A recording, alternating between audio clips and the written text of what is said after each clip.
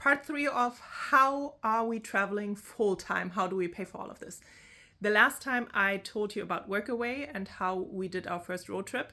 Then we were traveling throughout the years, always like flying to different destinations, but we had our home base here in the US and we had an apartment. And then a while ago, we gave up our apartment, we sold everything we had, and we decided we're going to go and travel full time again. The way we did it that time was my family lives in Europe, in Germany. My husband's family lives here in Florida, in the US. So we kind of had 2 home bases, which was amazing.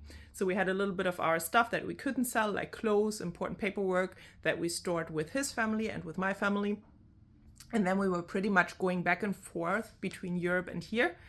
And when we were in Germany, we kind of traveled always from Germany to different European destinations because it's so cheap. You can get a flight to London for under $100. You can fly to Czech Republic for like $60. So that was a very inexpensive way for us to travel. We usually stayed in Airbnbs.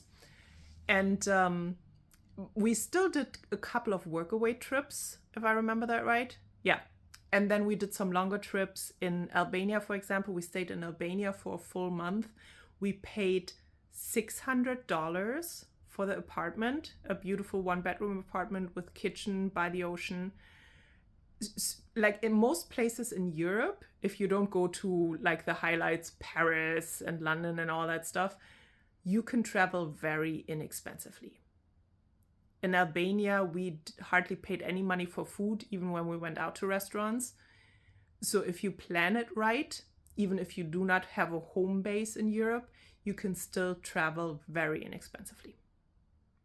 And the next big trip we did was half a year in Asia, and I'm going to tell you about it in the next video.